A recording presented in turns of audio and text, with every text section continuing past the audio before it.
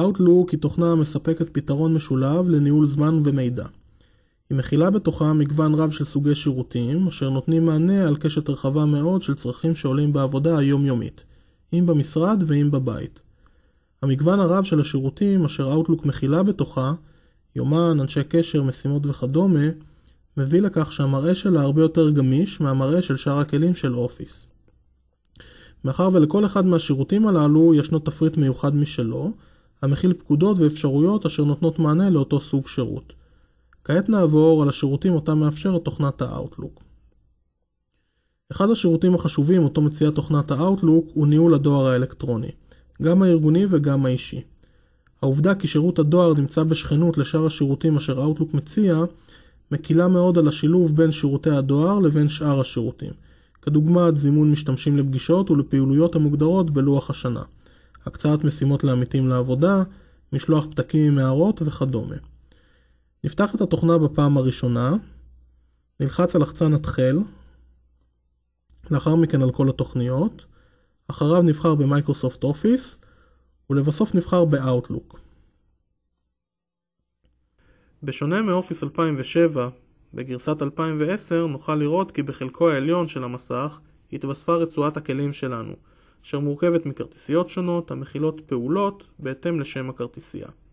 בצדו הימני של המסך נוכל לראות את חלונית הניווט, אשר מכילה את התיקיות המועדפים, את עץ התיקיות שלנו, ובחלקו התחתון את שאר יישומי Outlook, לוח שנה, אנשי קשר, משימות ופתקים.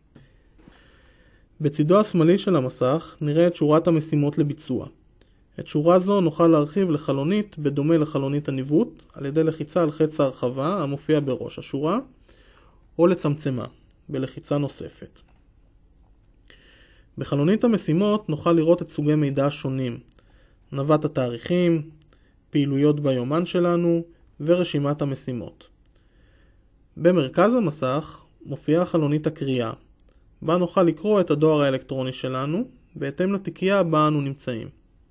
לחלונית הקריאה נוכל להגדיר תצוגה מקדימה אשר תופיע לצד החלונית או בתחתיתה. נבצע זאת דרך כרטיסיית תצוגה, קבוצת פריסה, בלחצן חלונית קריאה. שימו לב בכניסה הראשית שניתן לשנות את שטח החלוניות ולהתאימו לצרכינו.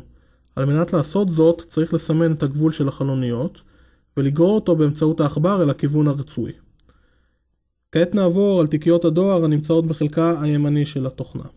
ראשית נדבר על פריטים שנמחקו. תיקייה הזאת מרכזת בתוכה את פריטי הדואר שנמחקים עד לריקון התיקייה. תיקיית טיוטות. Outlook שומר העתק מהודעת הדואר שלא נשלחו בתיקייה זו. לחילופין, אם התחלנו לכתוב הודעה כלשהי ולא הספקנו להשלים אותה, בלחיצה על שמור ההודעה תישמר בתיקייה זו עד להשלמה ולמשלוח. תיקייה השלישית היא תיקיית דואר נכנס. הודעות חדשות המתקבלות מועברות אל תיקייה זו באופן אוטומטי. תיקייה נוספת היא תיקיית דואר זבל. הודעות שמוגדרות כדואר זבל מועברות לתיקייה זו לפרק זמן כלשהו עד למחיקתן הסופית. מומלץ לבדוק את הודעות הזבל בטרם מחיקתן, שכן לפעמים הודעות כשרות מועברות לתיקייה זו בטעות. תיקייה נוספת היא תיקיית דואר יוצא. בטרם ההודעות יישלחו אל הנמען הן מועברות דרך תיקייה זו, שכן במקרים של תקלות ועיבוד תקשורת, הודעות ש-Outlook לא הצליח לשלוח נשמרות בתיקייה זו עד לניסיון המשלוח הבא. תיקייה האחרונה שנדבר עליה היא תיקיית פריטים שנשלחו. הודעות דואר שנשלחו בהצלחה, בדרך כלל העתק מהן, נשמר בתיקייה זו למעקב מאוחר יותר. כעת נדבר על הודעת דואר חדשה. נוודא קודם כל כי אנו נמצאים בתוך תיקיית דואר נכנס. נלחץ על הלחצן דואר אלקטרוני חדש אשר נמצא בפינה הימנית של סרגל הכלים העליון, תחת כרטיסיית בית. כעת נפתח לנו חלון חדש. תחת כרטיסיית הודעה נלחץ על פנקס הכתובות. אם כתובת הדואר האלקטרוני של הנמען קיימת ברשימת הקשר הארגונית או האישית שלנו, נוכל לבחור בה מתוך הרשימה הבאה, או לחילופין נלחץ על אל, עותק או עותק מוסתר ונוכל לקבל את הנמען. ההבדל הוא באופן בו תוצג רשימת הכתובות אצל הנמען. כאשר נבחר באפשרות מוסתר, גם אם מייענו את הדואר לאנשים נוספים, הם לא יראו את רשימת הכתובות של כולם. מצוין כדי להימנע מדואר זבל בעתיד. אפשרות בדוק שמות נועדה למקרים בהם הקלדנו את הכתובת בצורה ידנית, ועל מנת להימנע מטעויות בהקלדה, ועם משלוח ההודעה בעקבות כך. בטרם נשלח את ההודעה כדאי ללחוץ על הלחצן בדוק שמות, ואוטלוק יבדוק את הכתובת על מנת לוודא כי ניתן לשלוח אליה הודעות. ניתן לצרף אל ההודעה שלנו כל קובץ מהמחשב האישי שלנו, על ידי לחיצה על צרף קובץ. לאחר הלחיצה ייפתח לנו חלון בו נוכל לבחור את הקובץ המתאים, ולאשר אותו על ידי לחיצה על אוסף, לתוך הודעת הדואר.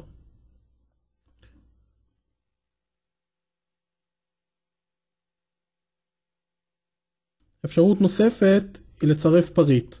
צירוף פריט ישמש לצירוף אל ההודעה של כל פריט אשר יש בשירותים השונים של Outlook, כדוגמת פתקים, כרטיסי ביקור, משימות, הודעות וכדומה.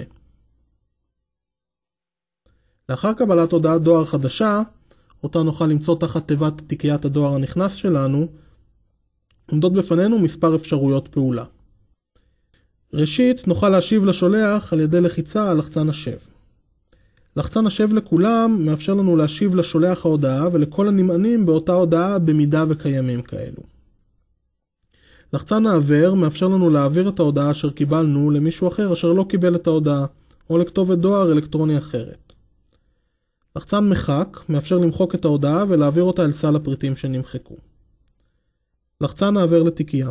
לחצן זה מאפשר לנו להעביר את ההודעה מהתיקייה בה היא נמצאת כרגע, סביר להניח כי היא נמצאת בתיקיית דואר נכנס, אל תיקייה אחרת תחת האוטלוק. לחצן חסום שולח.